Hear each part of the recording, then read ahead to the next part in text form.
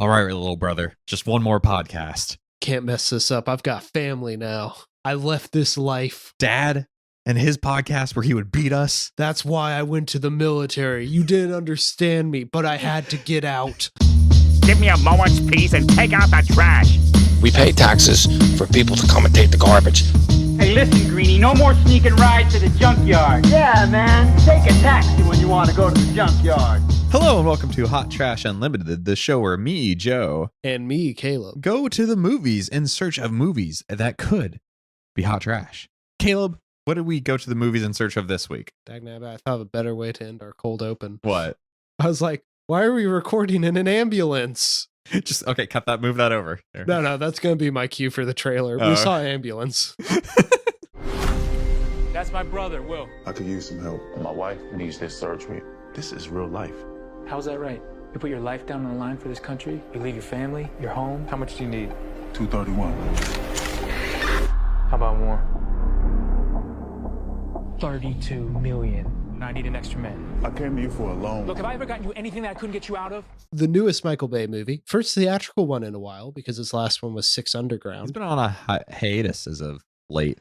Yeah, I think he got burnt out doing all the Transformers movies. Moved more into a production role. Yeah. And it makes sense. He's had a long career. Oh, yeah. Michael Bay is such an interesting director because he's probably the only director that normal people know I was going to say for he's being bad. Yeah, he's a very well-known like normie director Yeah. that people will rag on even if they're not like into the cinema culture. I think part of that is because while his movies rarely work, he still has a lot of craft behind them. You can immediately tell when it's a Michael Bay movie. He's never messing up what he's intending to No. do. It's just maybe his intention isn't the best. It's maybe you don't love his execution. Yeah. So, Joe, what is ambulance about?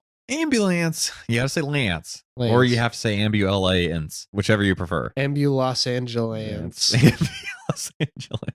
ambuLos Angeles is the story of Will. I'm gonna butcher his actor's name. Yahya Abdul-Mateen II. He's an ex-military guy. He's kind of down on his luck with his wife and his new kid. They need like cash Yeah, for this experimental surgery because insurance won't cover it. you never know quite what's wrong with the mother or his wife, mother Mhm. of their child, but something's wrong and the insurance isn't going to cover it. Yeah, and he's been down on his luck ever since leaving the military. Like you can tell they're living in like kind of a shoddy house. He's in between jobs. The lie he tells his wife is that he got a warehouse job driving a forklift. Forklift certified, baby. Forklift certified, my people. And yeah, so you can tell life hasn't been the kindest to him as of late. I do want to pause. You say it's a shoddy looking house, and I'm not going to argue with you there because I don't really remember it. But man, just being able to own a house is a luxury, especially in LA. I look at that house, I'm like, I don't care how shoddy it is. I'd take it. And then she's like, "You're not going to talk to your brother again. I know he's your brother, but..." He's like, "Yeah, definitely won't go talk to my brother." Leaves the house. "Hey, bro, what's up?" Yeah, almost immediately. Yeah. His brother is played by Jake Gyllenhaal. His name's Danny. And he and Will's father was a career bank robber. LT. And Will thinks that Jake left this behind and is now doing more legit stuff. And With all those nice cars. all those very nice cars he has. Walk in and it looks like you're in Vin Diesel's garage. I look, everything about this movie screamed GTA 5 to me. I mean, because it's set in LA, but yeah. Yeah, that's fair. But he's going in for a loan. And Jake's like, "Surprise, instead of a loan, you're going to be my getaway driver." Or not even getaway driver. He says he needs a driver, but they have a driver. He's going in the bank to rob, to get one last big score. Yeah, the last big score, the classic. They initiate the job, and then while the job is starting to be carried out, we're introduced to the two other cast members that we have to care about. One more than the other. Yes. One who has screen time. The other one. The other is on screen almost at every moment that the other one is too. Yeah. We get to meet our ambulance EMT and our cop that we will be confined with for the rest of the movie. Cam is played by Isa Gonzalez, who people may recognize her. She was in Godzilla v. Kong. She was I think she was the evil corporate person. Oh, that's who she was. Yeah, she was also Darling in Baby Driver. So she's kind of a character actor. Good to see her get more of something to do here. And then the cop, it's a cop. He doesn't like he has some lines at the beginning. They give him some like Roland Emmerich-esque character development, but then he gets shot and immediately just put on a stretcher for he's out for the rest of the movie. Yeah. So like he is a character in the movie, but he doesn't in do the anything. ambulance. Yeah. He is a MacGuffin. He is the thing they're trying to keep alive so that they won't go to jail for they'll just go to jail for robbing a bank, not killing a cop. So we meet them. Cam's whole deal is that this is a part where I kind of rolled my eyes. Her new partner, who is the driver of the ambulance, gives her crap for not getting attached to cases or whatever. Where I'm like, in that field of work, I feel like that is a very healthy mindset. Yeah, Otherwise, that would weigh on you very quickly. But she's a good EMT. Oh yeah, she's like the best EMT they have. She was gonna be a doctor, but then she got addicted to speed, and so she couldn't finish med school. And that's probably why she's so disillusioned with the job. I thought him ragging on her was so like out of nowhere, where I was like, this makes sense to me. Well, I think it's more of like she's really great with people in emergencies, but she's very bad at making human connections. I don't think that ever really goes anywhere, but it's there. And we meet our cop. He's wanting to get a date with one of the bank tellers. Surprise! It's a bank teller who works at the bank they're robbing. Meanwhile, SIS is like monitoring outside, getting ready to take it. Yeah. So everything goes south. Very quickly. Very quickly. All the rest of the bank robbers, who are all caricatures, they all get killed. I went to go pee when that happened. I was gone maybe like 3 minutes. I came back and everybody was dead in that amount of time, and no one had died previously. Like they're all gone immediately. Yeah. And Will and Danny take the cop as hostage. It ends up with Will shooting the cop not on accident, but like in the spur of the moment sort of deal. And then they hijack this ambulance so that they can get out. Meanwhile, Cam is trying to save the police officer, and eventually SIS and FBI get involved. It's basically a car chase from there. Yeah. For the next 2 hours. Yeah. Danny's trying to create kind of like a getaway plan. Will's just trying to de-escalate things. And of course the cops are getting in. Cam's just trying to survive. Yeah. Not bad setup. This is based off of a Danish film from 2005. I haven't seen it, but like intriguing premise. Things get rolling pretty fast. They establish everybody really well, really quickly. Yeah, Well's, a little different. But they establish everybody very quickly. The only one that I have, who I assume we're going to be talking about a lot this movie, is Danny. Yeah. He is an enigma of what his morals are, what his purpose is. Like, I rob banks. Yes, tell me more. Well, it's this weird thing because there's this phantom character in the background of their dad who's dead. We never meet him or anything like that. But apparently he was a worse bank robber. Well, better in the sense that like all his jobs were good, but like he killed a lot of people and he was kind of sadistic. And he even put Danny in a criminal science degree so that he could study FBI agents. That's great. Yeah, no, I love that idea. It's a cool concept. But I think you're right. Danny just never really has you never see that consistent decline as the film goes on. He just seems erratic from moment one. Yeah, well, he's all over the place. He's like screaming at all his henchies, which is hilarious. I think Gyllenhaal is putting in I say great performance. This isn't career defining by any means. He's hamming it up. He's having a blast with it, and I also think it's a good performance. Like, it's not he's not trying. Yeah, but he knows the movies he gets, and he's turning it to 100. That's the weird thing about Michael Bay is he gets really good actors in almost all of his stuff. You look at like the supporting cast of the Transformers movies. It's like John Turturro, John Voight, Stanley Tucci, Francis McDormand. Like these are good actors. Anthony Hopkins in the last one. I don't think the problem is ever that any of his actors give bad performances. I think it's that the good performances are masked behind like 7 layers of filmmaking. Yeah, or like bad writing, or they just don't really know how to treat the movie they're in. That's true. The dialogue here is very contrived, very a hack. Yeah, but it works. They're not treating the ambulance chase like the end of the world, they like a lot of his movies will. There's much lower stakes here. Well, I'm thinking of that first scene where Will is calling the insurance agents, and I think Abdul-Mateen is really selling it. I think he's a very good actor. He's giving a pretty good performance in this. But the dialogue is very like, but you don't understand. I served my country, my wife. And it's like, oh, she's like, I'm going on my coffee break. This is like the layer of believability has been scratched away, and you just see like the surface purpose for all the dialogue. Yeah. But going back to Jake Gyllenhaal, very strong familial bonds Always like either that or he's using the bonds as a way to manipulate because brother, my little brother. Yeah, you're never quite sure which. You're never quite sure if it's like, is this just the writing or is this like an intentional thing to like trick Will? He was like, no, we don't shoot cops. Where it's like, do you have a moral against this, or is it a thing of you're the bad guy and you it's like they're just trying to do their job. Let's just try to get this out as fast as possible. Or shooting cop will lead to much dire circumstances for you. I think probably the latter. I think he understands, or the former, whichever one. I always get those mixed up. If you're talking about not shooting a cop because bad situation, that is the latter. Yeah. I think he just understands that one, having an alive cop is what's getting them through this chase alive. I'm talking about even during the heist when they're like, whoa. He's like, stop it. Yeah. He seems to want everything to de-escalate smoothly. And that's contrasted with the other bank robbers who are all just ridiculous caricatures. Oh, yeah. And one of them's like, I want to run over this cop. He's in my sight. And I'm like, it's like, this guy's an idiot. Yeah. You're in the middle of like just the middle of public. That character and some of the other SIS agents are probably the most Michael Bay this gets. There's this running joke about there's this big dog in one of the police cars. Oh, it's the chief's dog, Nitro. That feels very... Oh, it's very Michael Bay. Yeah. For a movie that keeps introducing characters, it's pretty clear which ones like matter. Like it's not spending a lot of screen time on the ones that don't matter. You just keep recognizing their faces. They have consistent faces to, I don't know, try to keep you in context of what everything is going on. And that's kind of where the movie fails the most, is just overall context of what is going on in any given scene. Well, that's a good way to transition into talking about Michael Bay's filmmaking.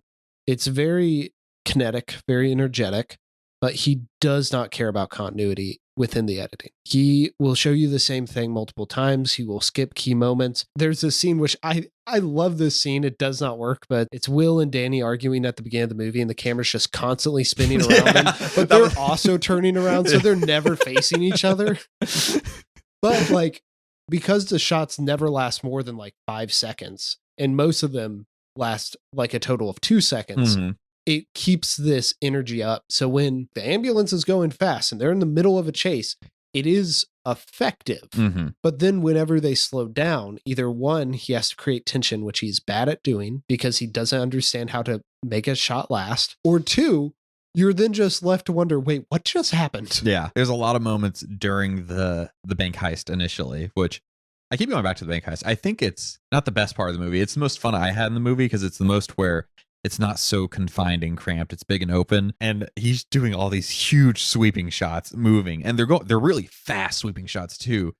And he's using a lot of drones. In this movie. Lots of drones, and it's confusing because it's slower paced within the world they're in, but it feels like it's like the cops are already on them or something like that, and they're not.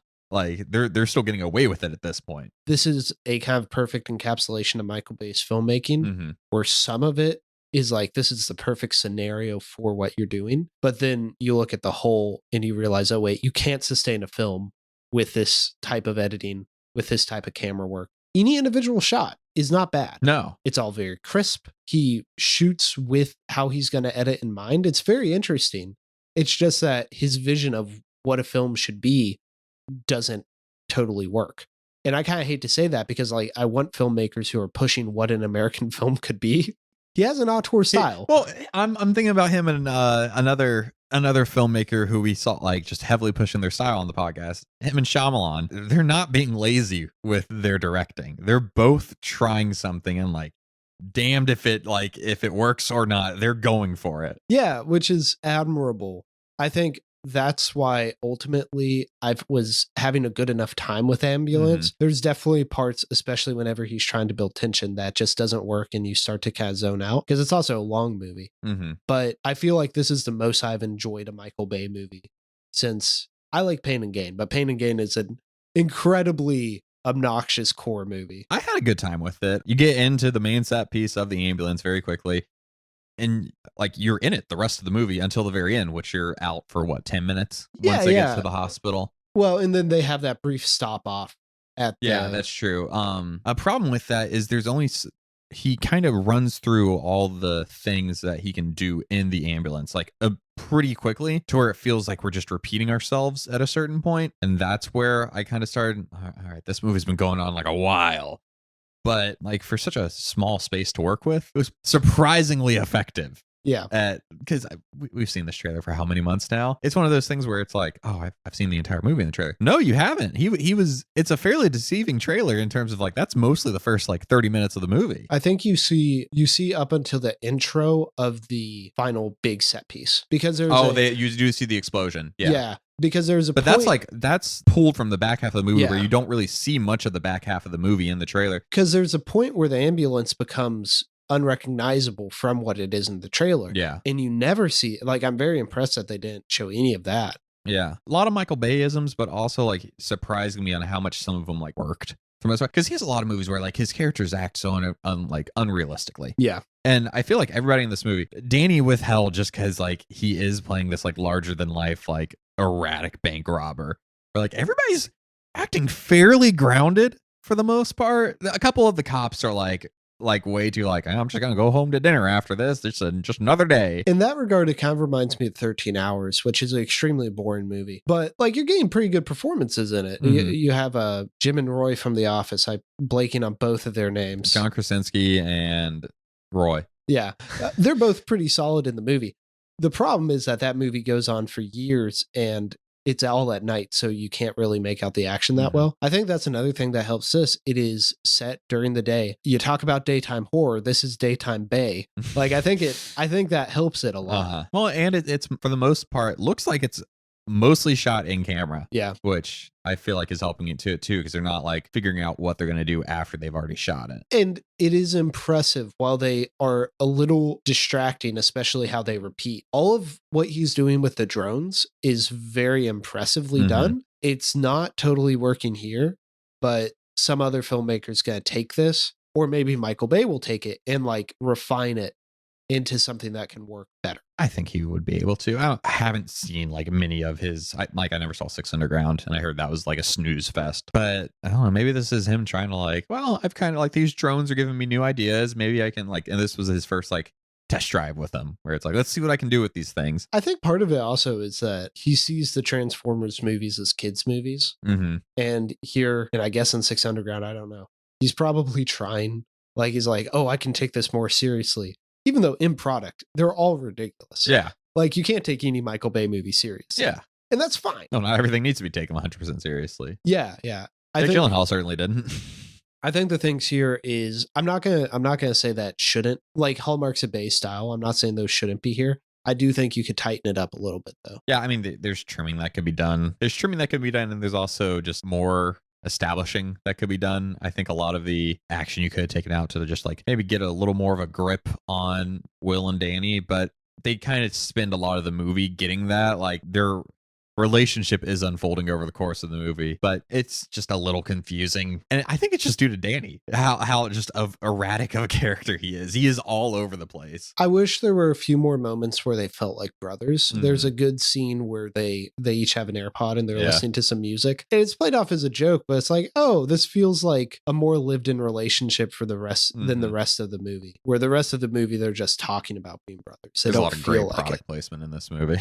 Yeah, but even then it's toned down from other Michael Bay movies. Yeah, it's just enough where like something is shown directly at the screen. Yeah. Based on Lean Cuisine is one of those. Oracle. Yeah. Keurig, I don't think you see it, but Jake Gyllenhaal talks about it's like, I got one of those Keurig machines. I'm like, yeah. Great. You caught up with 2018. Like, cool. Everyone's 2022. Everyone's got one. Show up when you have an espresso machine. A Nespresso. I think I can speak for both of us. We're like, ambuLAnce was a surprisingly enjoying ride, police chase. Honestly, it met what I was hoping it would be. I wouldn't say it met my expectations because you shouldn't go into a Michael Bay movie with positive expectations, but I got what I wanted out of it. I mean, exceeded mine. I thought it was going to be a snooze fest. Which, fair enough, because most of his movies are. Yeah, they're all like really bloated, and this isn't like different in any way in terms of being bloated, but he managed just to hold my attention for the most part with like, I think Cam was great. Yahya, Will, he's really keeping me grounded and making me care about it. I'm like, I want to see him get out of this. Yeah. Like, and I'm like, I really don't know. It was up in the air for me whether or not they were going to get out of it or not. I'm like, I don't see if there's any way of them getting out of this, but also like, you want them to. I want them to, even though they are the bad guys. Like they're putting forth enough of an effort to like, we were just trying to rob a bank and this got way out of hand. I think there's good bones in this story. I wonder how much of those come from the original film. Mm-hmm. But I also think it helps that you've got a pretty solid cast here too, especially with that main trio. How do you feel about the cop making all the Michael Bay references? You mean the chief? No. When at the very beginning, when they're establishing the cop who will get shot, makes like a Bad Boys reference. Then he references The Rock. Oh yeah, he does do all that. Yeah. Which I think is kind of fun. It didn't take me out, clearly. Like, it didn't bother me, so I'm fine with that. It feels like the Bad Boys one is a little forced. I feel like the Rock one I feel like that one's a little bit more subtle. I made that joke the other day. Yeah. I literally made that joke like 2 days ago. I do kind of, I want to know who directed those movies in this world, if there is a Michael Bay. And then, like, what is Michael Bay's Michael Bay doing? Like, I like to imagine Michael Bay is the Michael Bay that was in the very short-lived The Neighbors on ABC, because he shows up randomly in that show as Michael Bay. Why? They're at a club and just Michael Bay's there. That's funny. They're not advertising anything either. It's just bizarre. I like to imagine he's the one who directed those movies. You know, there's that old Tarantino, Robert Rodriguez movie, Grindhouse, where they each did half of the movie. Yeah, Machete was one of them. Yeah, I think it'd be very cool if Michael Bay and Zack Snyder did one Oh together. my God. It would be like 8 hours long. Yeah, because both of those people do not know how to keep a tight movie going. And I feel like they have like opposite problems. Yeah. Because like Zack Snyder's films are very coherent. It's just they take themselves so seriously. Yeah. And then Michael Bay's movies are like energetic and stuff, but they have no continuity in the editing. So is this hot trash or not? No, I think it borders on good, where a lot of the stuff we'll see on this, and to the detriment of the podcast in some way, it's just schlock. It's boring. There's nothing to it, or it's just straight up bad, or another majority just middle of the road. But I think this is actually like a 6 out of 10, honestly. Like it, and it's not a big recommend either, but it's a good movie. You're not wasting your time going to see this. Yeah, I made the reference to Roland Emmerich beforehand because these feel like Roland Emmerich characters. Much smaller scale. Yes, but in the sense that there are a bunch of them and they're all introduced with like a quirk, and that quirk never really pays off, but like it's to give him a little bit more humanization. I feel like it is on par with a lot of his movies, where I'm like, relatively good for what it's going for. There's still some significant problems on display. Yeah. If this is a direction that Michael Bay goes in, I think that'd be fun and interesting. I want to see Ambulance 2, where they're Fire like truck. Yeah, where it turns out that the ambulance they're driving in the whole time is Ratchet, but that's the ambulance transformer, right? That's his name. Let me see. Yeah, he's an ambulance. Good job, Michael Bay. Exceeded my expectations. Yeah, I mean, few movies do that though. But that we got to see, like, for this podcast. But did he exceed your expectations because it's a Michael Bay movie? Like, if this was a director who you had no knowledge of, the movie exceeded my expectations. Yeah. Not even just based on him. I do think it's benefited by him not having a good movie, since some would say The Rock. First Transformers is decent. Yeah, like I feel like everyone has their Michael Bay movie that they say is good. Mine is Pain and Glory, or Pain and Gain. And now mine, I'd probably say, is Ambulance, but we'll see. Yeah, want to take us out? Absolutely. Hey guys, thank you for listening to this latest episode of Hot Trash Unlimited. This may be the last time we do a new release in a while, but we are going to be entering into a little bit of a mini series that I'm super excited for. So definitely subscribe if you're interested in that. And if you want other people to find the podcast, give it a rating, 5 stars, and we will, if you review it, we'll read it out on the show. Anything you want to say, Joe? Nope. Did you learn any morals from this story? Don't rob